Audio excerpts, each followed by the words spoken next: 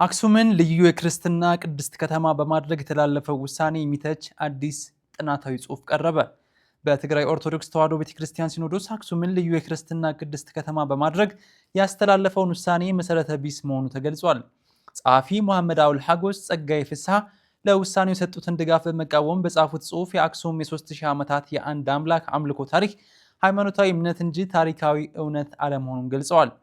አክሱም በአራተኛው ክፍለ ዘመን ክርስትናን ከመቀበሏ በፊት የብዙ አማልክት አምልኮ የነበረባት መንግስት እንደነበረችም ጠቅሰዋል።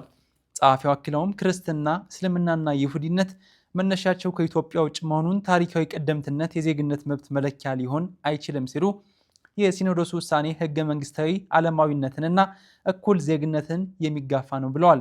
የትግራይ ሲኖዶስ ውሳኔ ታሪካዊ እውነትን፣ ህገ መንግስትንና ሴኩላሪዝምን እንዲሁም የእኩልነት ዜግነት መብትን የሚጋፋ ነው ሲሉም ተችተዋል። በደቡብ አፍሪካ በስደተኞች ላይ ጥቃት ሊፈጸም የሚችልበት አዝማሚያ በመታየቱ ለኢትዮጵያውያን የጥንቃቄ ማሳሰቢያ ተሰጠ። በደቡብ አፍሪካ በስደተኞች ላይ ህገወጥ ድርጊቶችና ጥቃቶች ሊፈጸሙ የሚችሉባቸው አዝማሚያዎች አሁንም እየታዩ በመሆኑ በፕሪቶሪያ የሚገኙ የኢትዮጵያ ኤምባሲ በመላው ሀገሪቱ ለሚገኙ ዜጎች የጥንቃቄ ማሳሰቢያን አስተላልፏል። ኤምባሲው ስለ ወቅታዊ ዜጎች ሁኔታ ከሀገሪቱ መንግስት ጋር የቅርብ ክትትል ያደረገ መሆኑን የገለጸ ሲሆን የደቡብ አፍሪካ መንግስት በበኩሉ ጥቃት እንዳይደርስ ተገቢውን ጥበቃ እንደሚያደርግና በቀጣይ ቀናት የጸጥታ ማስከበር ተግባሩን እንደሚያጠናክር አስታውቋል። ይሁን እንጂ ሊያጋጥሙ ከሚችሉ የሰብአዊ መብት መጣስና የደህንነት ስጋቶች አንጻር ኢትዮጵያውያን ዕለታዊ እንቅስቃሴያቸውን በከፍተኛ ጥንቃቄ እንዲያደርጉ እንዲሁም በአቅራቢያቸው ከሚገኙ የመንግስት አካላትና የኮሚቴ አወቃቀሮች ጋር የቅርብ ግንኙነት በመፍጠር መረጃዎች እንዲለዋወጡ ኤምባሲው በጽኑ አሳስቧል።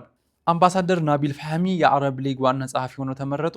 የአረብ ሊግ የውጭ ጉዳይ ሚኒስቴሮች በኦማን ባደረጉት ስብሰባ አንጋፋውን የግብፅ ዲፕሎማት ናቢል ፋህሚን የድርጅቱ ዋና ጸሐፊ አድርገው በይፋ ማጽደቃቸውን አስታውቀዋል።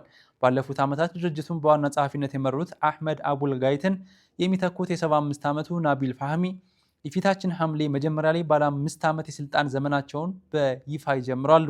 እንደ አውሮፓውያን አቆጣጠር በ1945 ከተመሰረተ ጀምሮ ዋና መስሪያ ቤቱን ካይሮ ያደረገው ይህንን የ22 አባል ሀገራት የፖለቲካ ስብስብ በመሪነት በመያዝም አምባሳደር ፋህሚ 8ኛው ግብፃዊ መሪ መሆን ችለዋል። በሊጉ ታሪክ እንደ አውሮፓውያን አቆጣጠር በ1980ዎቹ ግብፅ ከእስራኤል ጋር የሰላም ስምምነት በመፈረሟ ምክንያት አባልነቷ ተቋርጦ በነበረበት ወቅት ቱኒዚያዊ ቻርሊ ክሊቢ በስተቀር ሊጉን በዋና ጸሐፊነት የመሩት ሁሉም ግብፃውያን ናቸው።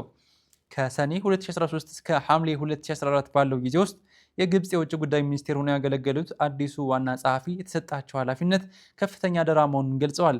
አምባሳደር ፋህሚ አክለውም የአረብ ሀገራትን ደህንነት አደጋ ላይ በሚጥሱ ዓለም አቀፍ ሕግጋትን በሚጥሱና በሉዓላዊ ሀገራት ላይ ጥቃት በሚሰነዝሩ አካላት ላይ ሊጉ በጋራ መቆም እንደሚገባው አሳስበዋል። ባለፈው መጋቢት ወር በአባል ሀገራቱ ሙሉ ድምፅ የተመረጡት ናቢል ፋህሚ በቀጣዩ የስልጣን ዘመናቸው የአረብ ሊግን ተደራሽነትና የፖለቲካ መድረክነት ወደ ተሻለ ደረጃ ያሸጋግሩታል ተብሎ ትልቅ ግምት ተሰጥቷቸዋል። ባንዲራችን የአላህ ስም በመያዙ መሬት ላይ አይቀመጥም ሲሉ የኢራቅ ተጫዋቾች ተናገሩ። ባንዲራ ለአንድ ሀገር ከምልክትነት ባለፈ የክብር፣ የማንነትና የሃይማኖታዊ እሴቶች መገለጫ ነው። የባንዲራን ታላቅነት በተግባር ያሳየው የኢራቅ ብሔራዊ ቡድን ኮከብ አጥቂ ኦይማን ሁሴን በቅርቡ የተናገረው ንግግር በስፖርቱ ዓለም ውስጥ ትልቅ መነጋገሪያ ሆኗል። አይማን ሁሴን ባንዲራችን የአላህን ስም ተክቢር የያዘ በመሆኑ በብሔራዊ መዝሙር ወቅት የኢራቅን ባንዲራ መሬት ላይ ከማስቀመጥ ይልቅ እንዲውለበለብ ጠይቀናል፣ ፊፋም ጥያቄያችንን ተቀብሏል ብሏል።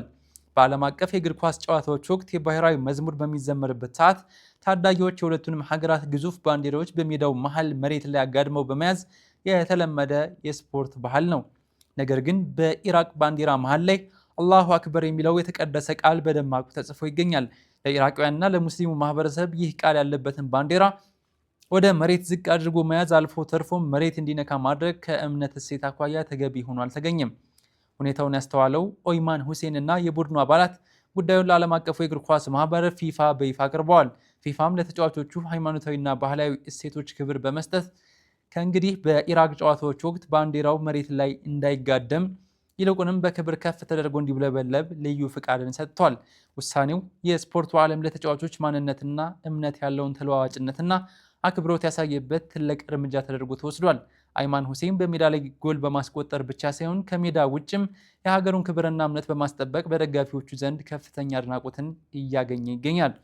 ስፖርት ከመዝናኛነት ባለፈ እንዲህ አይነት ጥልቅ ህዝባዊና ባህላዊ እሴቶችን ሲያስተናግድ ውበቱም ሌላ ነው። እናንተስ በዚህ ውሳኔ ላይ ምን አስተያየት አላችሁ? አስተያየታችሁን እስኪ በኮሜንት አጋሩን። የተመረጡ ዓለም አቀፋዊና ኢስላማዊ መረጃዎችን ለማግኘት ነስር ሚዲያን ሰብስክራይብ ያድርጉ።